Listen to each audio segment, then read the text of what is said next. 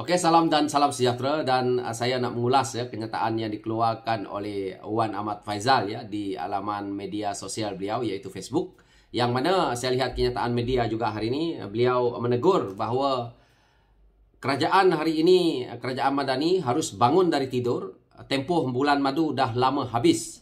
Di sini juga beliau menyatakan bahawa kerajaan mesti bekerja keras dalam mood kesemasan. Jangan bertolak dalih lagi. Orang Melayu sudah memberi amaran dengan menolak Pakatan Harapan dalam pilihan raya 6 negeri baru-baru ini. Di sini juga beliau menyebut isu kadar OPR yang naik, yang dikatakan bahawa hari ini RM 4.68 bagi $1 US dollar ya. Jadi saya melihat bahawa kenyataan yang dikeluarkan oleh Wan Ahmad Faizal ini lebih kepada serangan politik, bukan untuk membantu untuk negara ini keluar daripada masalah ekonomi, masalah yang kita hadapi hari ini. Tetapi beliau hanya tahu bercakap.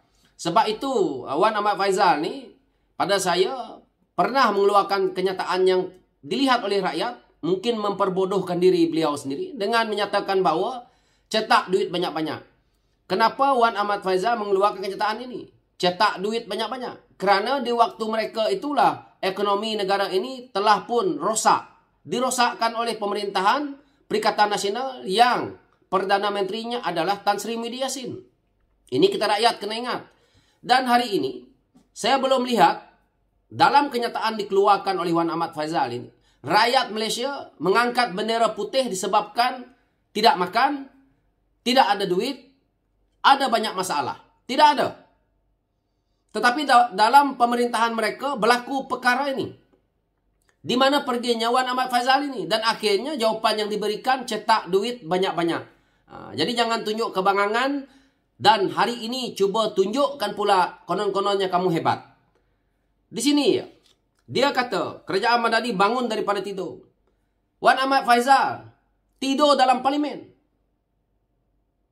Masuk dalam parlimen, dibayar allowance, dibayar gaji sebagai ahli parlimen. Kau masuk dalam parlimen, kau tidur. Datuk Seri Anwar Ibrahim tak ada masa pun. Hari Minggu pun kerja. Wan Ahmad Faizal kawasan tak turun, hari-hari pergi duduk depan balai polis. Jadi bodyguard dekat sana ataupun jadi pengawal keselamatan dekat depan balai polis. Lepas ini ada masa pula nak ikut demo dekat Kuala Lumpur. Jadi inikah pimpinan ataupun hanya cakap kosong Wan Ahmad Faizal?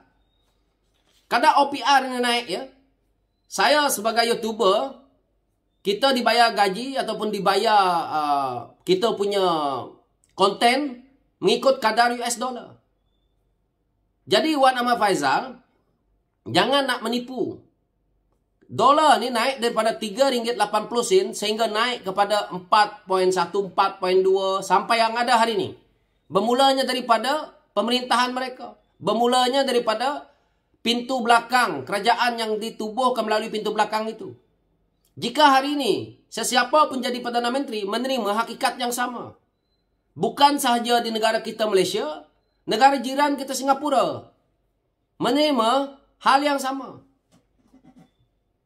Negara-negara tetangga kita semua menerima isu yang sama, melibatkan isu OPR, ekonomi dan sebagainya.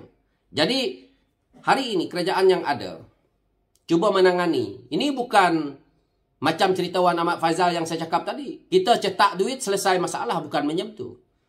Ekonomi bukan 24 jam. Isu kita import ekspor barang yang begitu banyak daripada luar buat masuk ke sini.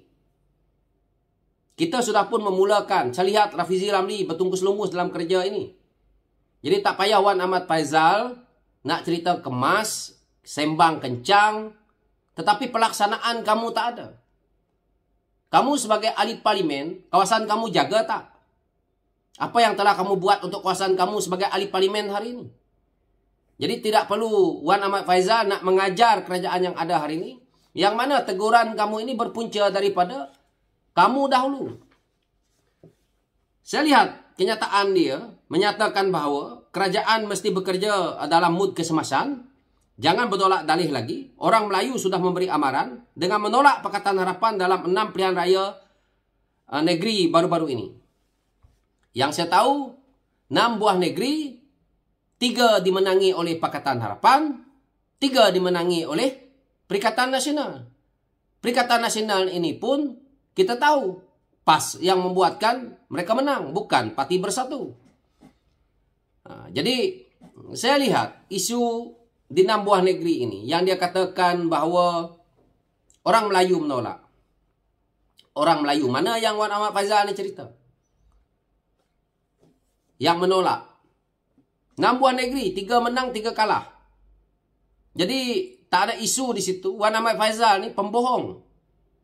Di situ kita boleh lihat 3 yang kita menang, 3 yang kalah, itu dah jelas lah. Tak adalah isunya orang Melayu.